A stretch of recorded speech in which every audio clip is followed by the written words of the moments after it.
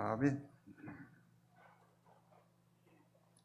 우리는 치열한 삶을 살아가면서도 할 수 있으면 정직하게 살려고 무척 애쓰시는 줄로 압니다.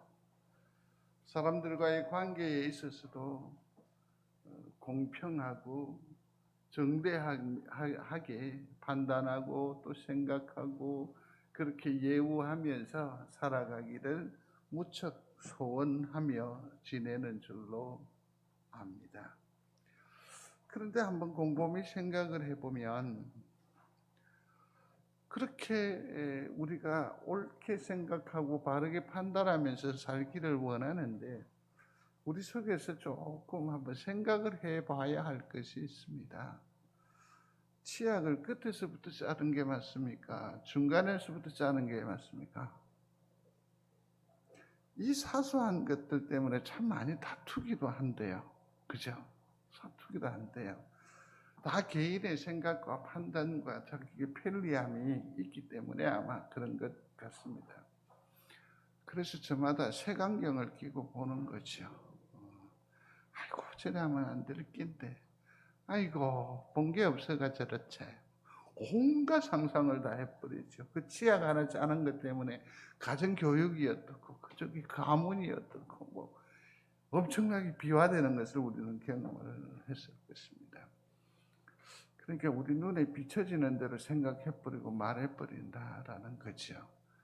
이걸 조금 영어로 본다면 확정편향이라고 하는 말로 대신할 수 있을 것입니다. 이게 뭐냐면 자기중심적인 생각이라는 거죠. 내 생각, 이게 제일 중요한 거예요. 이것대로 요즘 얼마 전에 드라마에 그건 아니라고 봐. 그렇게 생각해버리는 거예요. 그러면서 그 사람의 의도나 그 사람이 그렇게 선택하게 된 배경이나 이게 일거에 다 무시되죠? 무시돼요. 근접편향이라고도 해요. 이 말은 무슨 말이냐면 내하고 자주 만나는 사람, 내하고 친한 사람들 얘기는 덮어놓고 믿어버리는 것이, 덮어놓고 그 편되는 것이.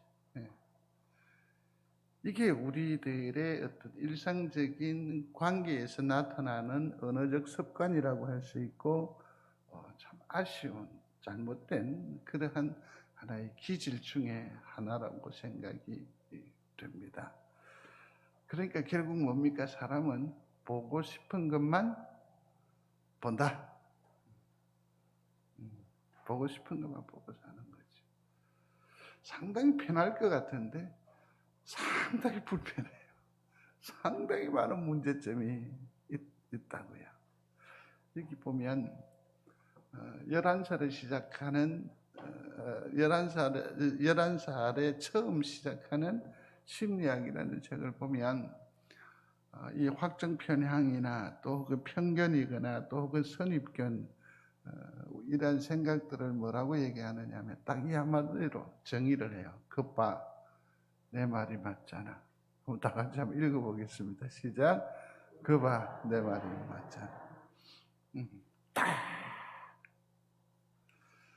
근데 그 밑에 줄에 이런 말이 나옵니다. 같이 읽겠습니다.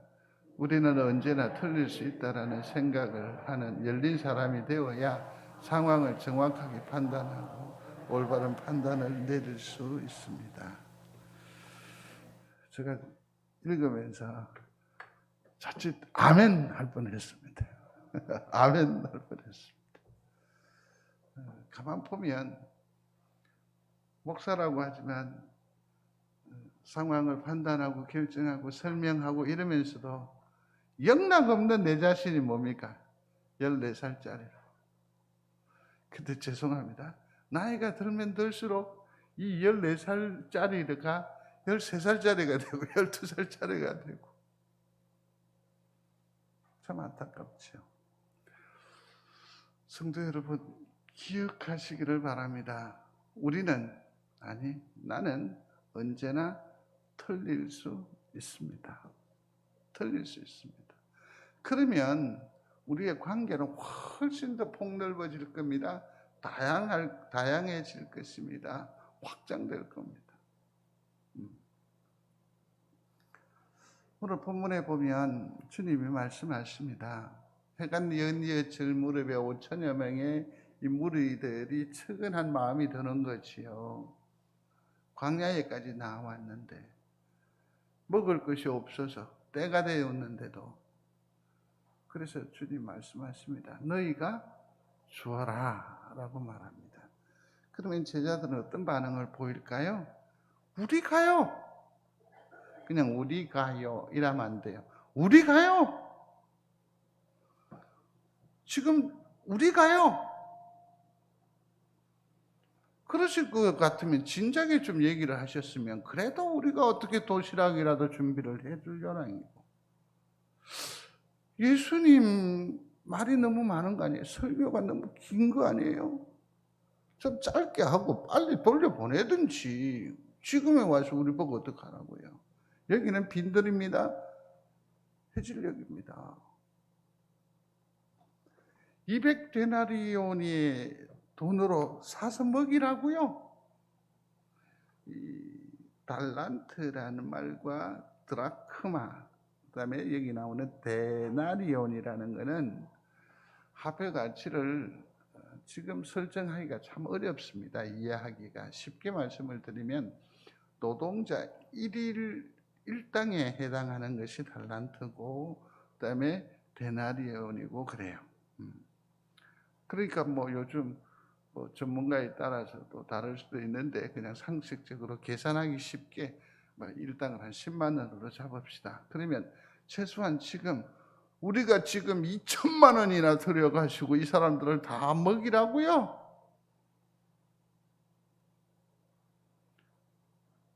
일의 진행이 일어나지 않습니다. 이 베다니의 이 벌판에서의 축제는 가당치도 않은 얘기가 되고 말 것입니다. 그런데 한참 자세히 살펴보시면 놀라운 변화가 여기서 발견됩니다. 그게 뭐냐면 어느샌가 이 제자들이 수종을 들고 있다라는 것 아닙니까? 이 벌판에서 정신없이 엄청난 환희를 누리면서 피곤도 모르고, 왜냐하면 생각해 보십시오. 여러분들 이 배경이 뭔지 알지요? 오병이어예요. 자기들의 생각과 자기들의 가치관과 자기의 어떤 준비된 능력으로는 도무지 할 수 없는 일인데요. 이 바구니로 나누니까 계속 나누어지는 거예요. 여기에서 무엇입니까? 하나님의 역사, 예수 그리스도의 기적을 내가 몸소 수종들고 체험하고 경험할 때 오는 그 기쁨, 그 환희. 많은 사람들이 예수 그리스도를 믿음하지만 이런 감동의 체험을 가진 사람이 많지 않아요. 왠지 아십니까? 베풀지 않기 때문에 그래요. 이 사람들이 좀 전까지만 하더라도 부정적인 견해를 가지고 있었는데 엄청난 기쁨을 가지고 누리고 있습니다. 저런 생각을 해봅니다. 이 제자들이 처음에는 불평자였지만, 투덜이였지만 이처럼 하나님의 도구가 되고 그 능력의 현장인이 되고 예수님의 동력자가 될 수 있었던 결정적인 하나의 심리적 요인이라고 하는 것은 나는 언제든지 틀릴 수 있다. 이 생각이 굉장히 주요했을 것으로 생각이 됩니다. 그렇습니다, 성도 여러분. 주님, 우리도 연약하지만 제 생각도 좁고 편협하지만 항상 틀릴 수 있다고 인정합니다.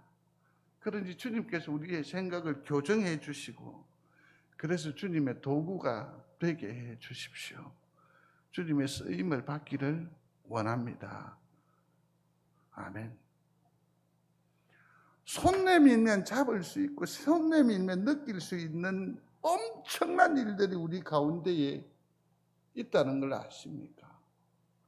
더 나아가서 손 내밀면 잡을 수 있고 누릴 수 있는 그 엄청난 복락이 다 누구 것이냐면 우리 아버지의 장중에 있는 것들이란 말이에요. 그러므로 어떻게 해야 돼요? 나를 내려놓고 손을 내밀면, 발을 내디디면 얻을 수 있어요. 그런데 우리는 너무나 많은 생각을 하고 있기 때문에, 많은 것을 알고 있기 때문에 누리지 못해요. 그 은혜와 그 영광이 이웃 교회의 것밖에 안 돼요. 그렇다고 한다면 하나님이 이래 예수 그리스도에게 쓰임받는 인생을 살려면 어떻게 해야 되는가? 첫 번째로는 예수님과의 소통이 필요합니다. 소통이라고 하면 어렵게 생각하지 맙시다. 대화라고. 우리가 하나님과 한 식구가 되었음을 믿습니까? 우리는 가족이에요. 성경에는 보면 이런 표현들이 참 많이 나오지요. 우리를 신부라 하고 주님은 신랑이라고 하고 때로는 아버지와 아들로 비유하기도 해요. 남편과 아내로도 비유하기도 해요. 그러므로 우리는 한 가족이에요. 한 식구예요. 밥상 공동체란 말이에요. 그런데 하나님께서 우리에게 허락하신 이 엄청난 은혜가 결정적인 약점을 가지고 있어요. 그게 뭐냐면 아내요, 남편인데, 신랑과 신부인데, 아버지와 아들인데 대화가 없어요. 이건 정말 심각한 문제가 아닙니까? 심각한 문제. 대화가 없어요. 대화가 없어요. 소통이 정말 중요합니다. 중요합니다. 서로 주고받음이 필요하죠. 오늘 30절인데요. 본문을 다시 한번 주목해 보시겠습니까? 30절입니다. 사도들이 예수께 모여 자기들이 행한 것과 가르치신 것을 낱낱이 고하니 31절 이르시되 너희는 따로 한적한 곳에 가서 잠깐 쉬어라 하시니 36절로 넘어갑니다. 같이 읽습니다. 무리를 보내어 두루 촌과 마을로 가서 무엇을 사 먹게 하옵소서. 38절입니다. 같이 합니다. 이르시되 너희에게 떡 몇 개나 있는지 가서 보라 하시니 알아보고 이르되 떡 5개와 물고기 2마리가 있다이다 하거늘. 아멘. 저희가요, 어쩌면 부정적인 시각을 가지고 있던 제자들이 자세히 뜯어보니까 지금 뭐 하고 있습니까? 예수님과 대화하고 있다. 내 방법과 내 생각의 차이가 있어요. 하나님의 생각과 우리의 생각은 엄연히 다를 수밖에 없기 때문에요. 그럼에도 불구하고 주님도 그렇고 제자들도 그렇고 서로 포기하지 않아요. 왜냐하면 식구이기 때문에. 그러면서 여기서 이 오병이어의 기적을 가능하게 했던 결정적인 능력이 뭐냐면 그럼에도 불구하고 말문을 닫지 않았다라는 거죠. 서로 뭐 했다? 대화했다. 서로 뭐 했다? 소통했다. 성도 여러분, 예수님과 소통하는 일에 승리하시기를 중심으로 소원합니다. 물으십시오. 물으셔야 돼요. 오늘 본문 가운데에 35절 두 번째 줄 보시겠습니까? 예수께 나와 뭐하되 여짜오되. 37절 두 번째 줄에 주라 하시니 뭐라고요? 여짜오되. 우리가 가서 200데나리온을 그랬습니다. 여짜오되. 끝없이 묻는 거죠. 누구에게? 주님께 끝없이 묻는 거죠. 주님 어떻게 할까요? 주님 어떻게 할까요?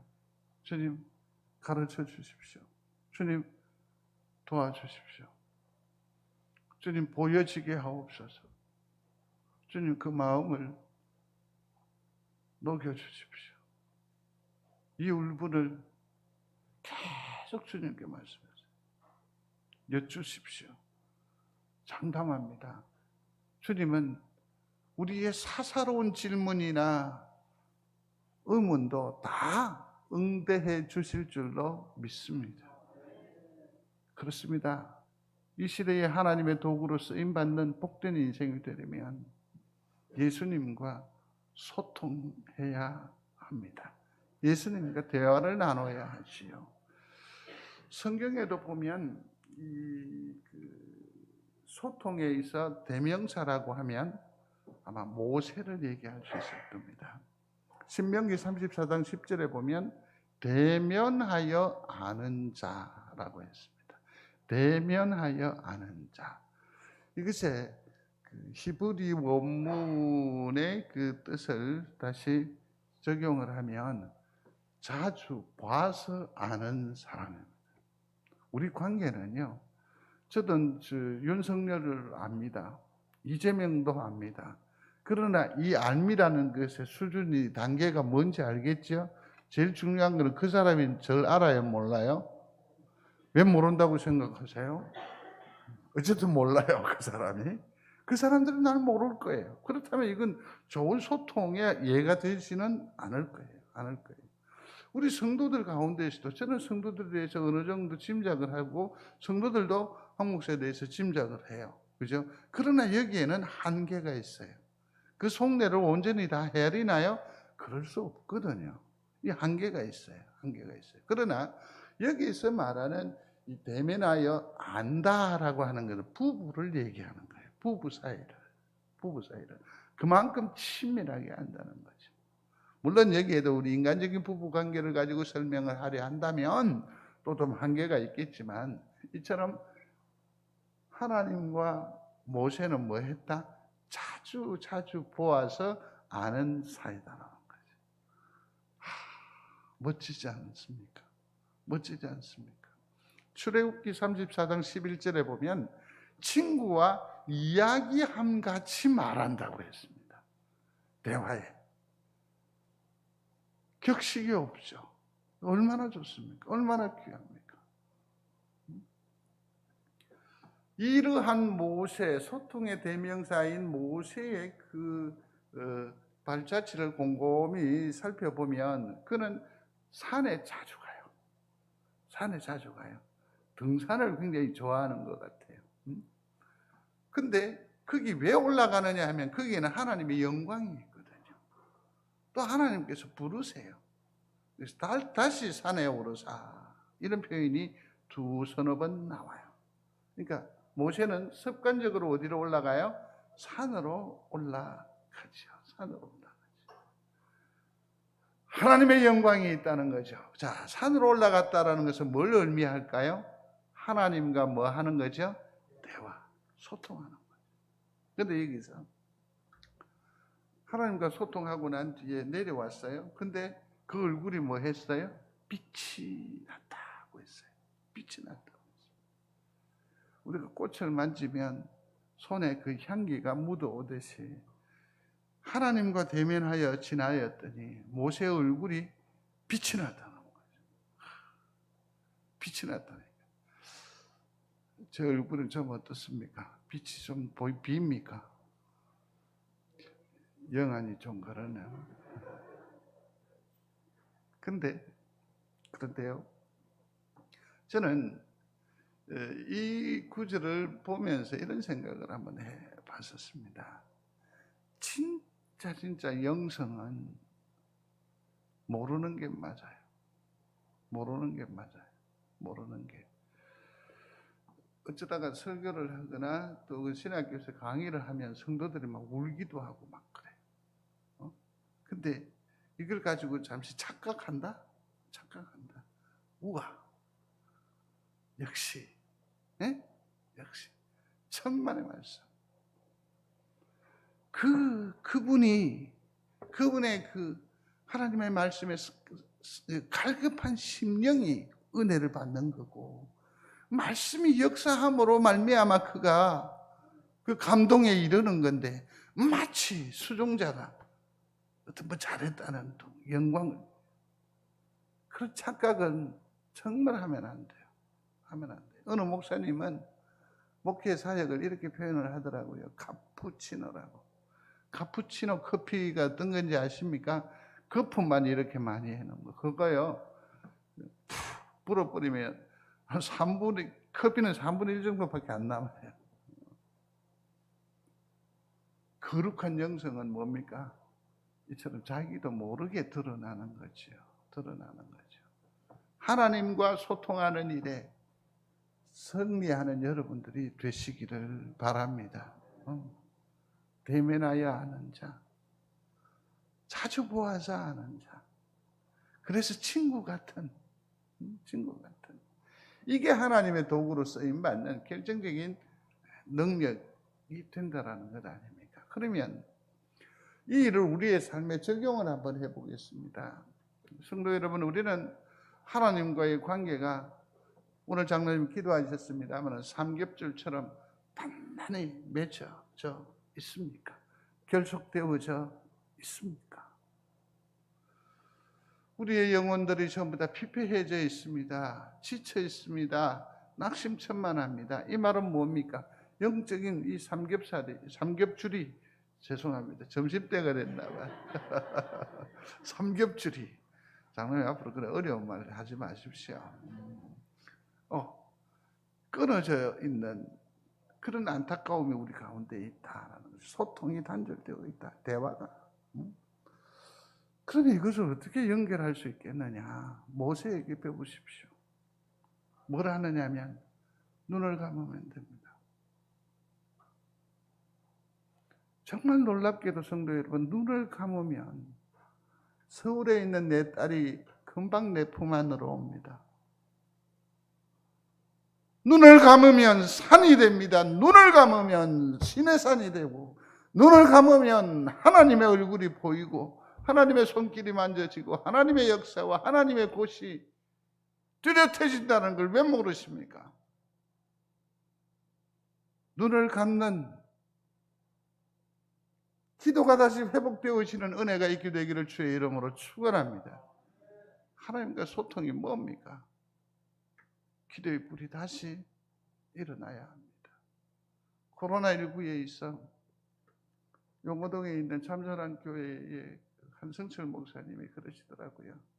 코로나 이후, 포스트 코로나 이후에 가장 먼저 해야 될 교회적 사역이 뭔지 아십니까, 목사님? 모르겠다. 먹는 밥상이 회복돼야 된다. 그래서 자기가 이번 주에 장로님들하고 전정 약속을 했다. 다음에는 안수 집사님들하고 이 먹는 것부터 회복이 돼야 모든 것들이 정상 기능화 된다고 생각을 합니다. 잘했다. 그러나 저는 단절된 관계가 다시 열려야 된다. 다시 기도가 회복되어야 된다. 사랑하는 성도 여러분, 여러분들의 심령의 근심과 걱정과 짜증과 불평을 걷어버리고 그 모든 것들이 기도의 영성으로 변화되기를 주의 이름으로 축원합니다. 기도로 바뀌어야 돼요. 기도로 바뀌어야 돼요. 두 번째로는 절대 순종입니다. 한번 소리합시다. 절대 순종. 내 생각을 초월하는 거죠. 그리고서 따르는 거죠. 절대 순종이죠. 절대 순종. 39절과 40절에 있는 말씀입니다. 같이 하겠습니다. 39, 40절입니다. 제자들에게 명하사 그 모든 사람으로 때를 지어 푸른 잔디 위에 앉게 하시니 때로 100명씩 또는 50명씩 앉은지라. 아멘. 이 낭패입니다. 낭패예요. 왜냐하면 주님께서 무리를 지으라고 하잖아요. 그러면 보십시다. 50명, 100명씩. 이 행위에서 이 무리들이 뭘 생각하겠습니까? 뭔가를 주겠구나. 그죠? 근데 제자들은 알고 있어요. 뭐냐면 우리에게는 나눌 음식이 있다 없다? 없다. 그럼에도 불구하고 사람들을 대열을 이렇게 지어 구분할 수 있을까요? 없어요. 우리의 교회 일도 마찬가지예요.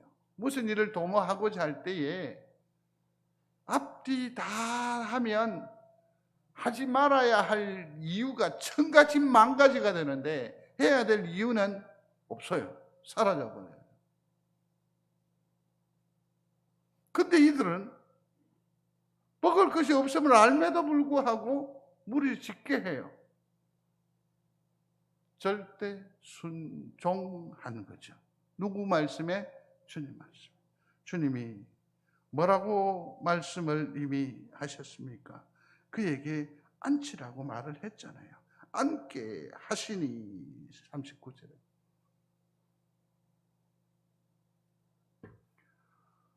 모이라, 앉아라. 응? 먹을 것이 없는데.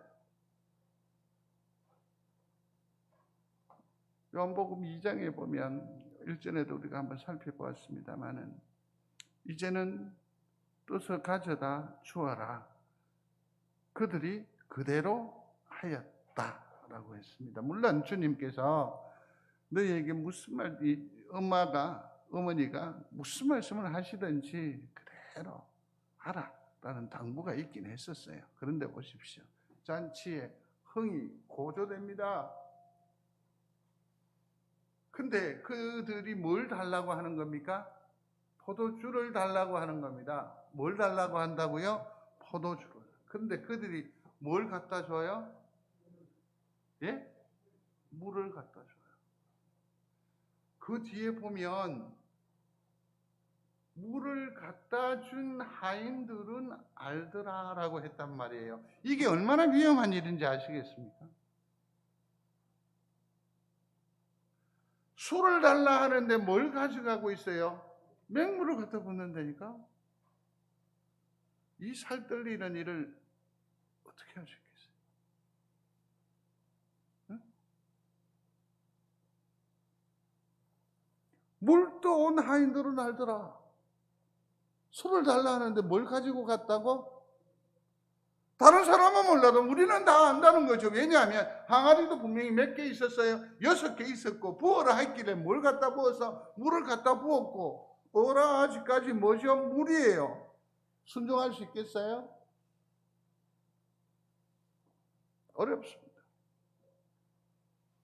여기서 말하는 순종은 절대 순종의 요구입니다. 절대 순종입니다. 귀한 성도 여러분,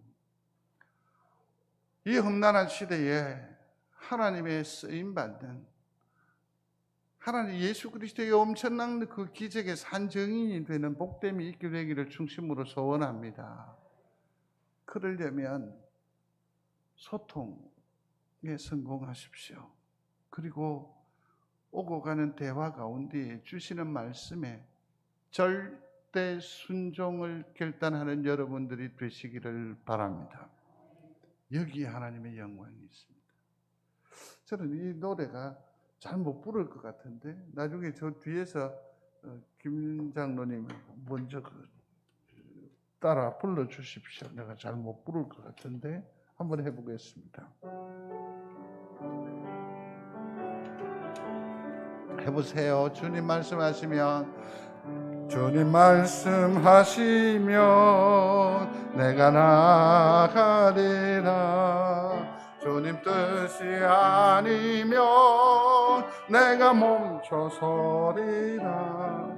나의 가고 서는 것 주님 뜻에 있으니 오 주님 나를 이끄소서. 주님 말씀하시면 내가 나가리라. 주님 뜻이 아니면 내가 멈춰서리라. 나의 가고 서는 것 주님 뜻에 있으니 오 주님 나를 이끄소서. 뜻하신 그곳에 나 있기 원합니다. 이끄시는 대로 순종하며 살리니 연약한 일하소서. 주님 나라와 그 뜻을 위하여 뜻하신 그곳에 나 있기 원합니다. 이끄시는 대로 순종하며 살리니 연약한 내 영혼 통하여 일하소서. 주님 나라와 그 뜻을 위하여 주님 이끄소서. 아멘. 말씀이 이끄시는 대로 나아가시기를 바랍니다. 말씀이 멈춰서라 하시면 스탑 하십시오. 그게 하나님의 쓰임이 되고 하나님의 귀한 역사의 산 정인이 되는 두 번째 비결이었습니다. 세 번째는 선행감사라고 하는 거죠. 미리 감사입니다. 미리 감사. 주님께서 이 일을 가지시고 축사하셨습니다. 축사하셨습니다. 하나님 일하심을 미리 누가 알았을까요? 예수님은 아셨다라는 얘기이고, 이 벌판에 이 축제가 가능한 것을 미리 뭐 했다? 믿으셨죠. 앞서 보시는 거죠. 그러면서 뭐 하셨다? 감사하셨다. 땡큐. 감사하셨다고 했습니다. 사랑하는 성도 여러분,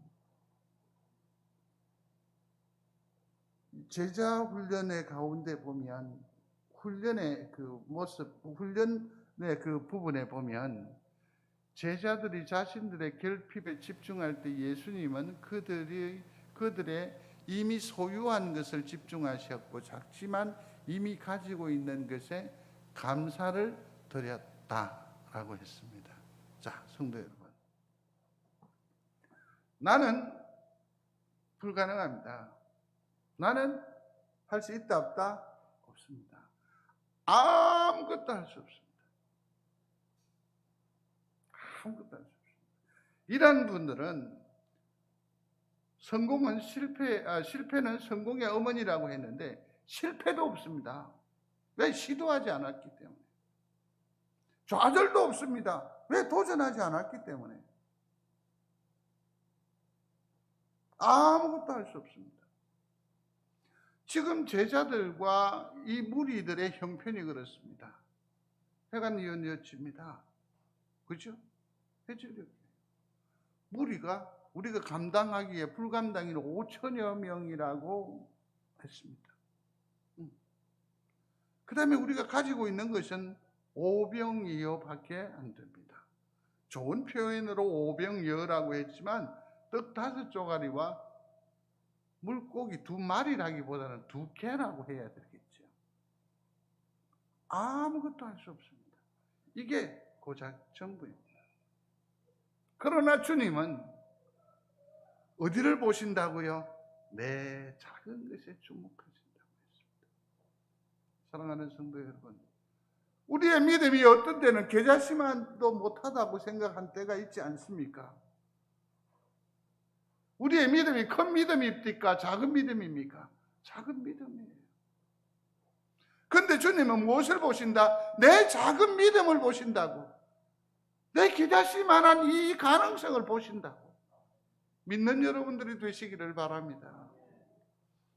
그래서 주님은 그것이 작은 불씨가 우리 가운데 있는 것을 보시고 감사하시고 역사하신 것이라.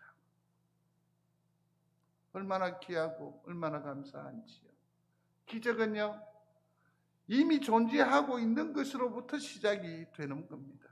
네, 주님을 향한 이 조그마한 마음.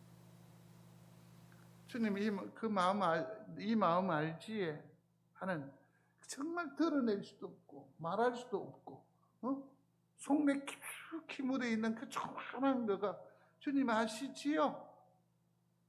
고작 그렇게밖에 표현할 수 없는, 주님은 그것을 보신다는 거죠. 그것을 통하여 역사하시는 하나님, 믿는 여러분들이 되시기를 바랍니다. 그러므로 내 주어진 환경과 여건을 불평하거나 또 일로 인해서 좌절하지 마시고, 주님, 이 작은 것을 또 이렇게 또 삶을 이루게 하시니 감사합니다. 그러나 주님께서 원하시면 이 작은 나 사용하여 주옵소서. 큰 역사의 주인공으로 주께서 이끌어 주실 줄로 믿습니다. 그러나 내겐 당신이 있습니다. 이분이 장명희 시인은 이제 고인이 되셨는데, 얼마 전에 읽은 글 중에 하나, 사실은 제가 한동안 어떤 거 좀 피곤하고 이런 것들 버티게 했던 그런 글 중에 하나일 텐데요. 그게 이런 말이 있습니다. 읽어보겠습니다. 그러나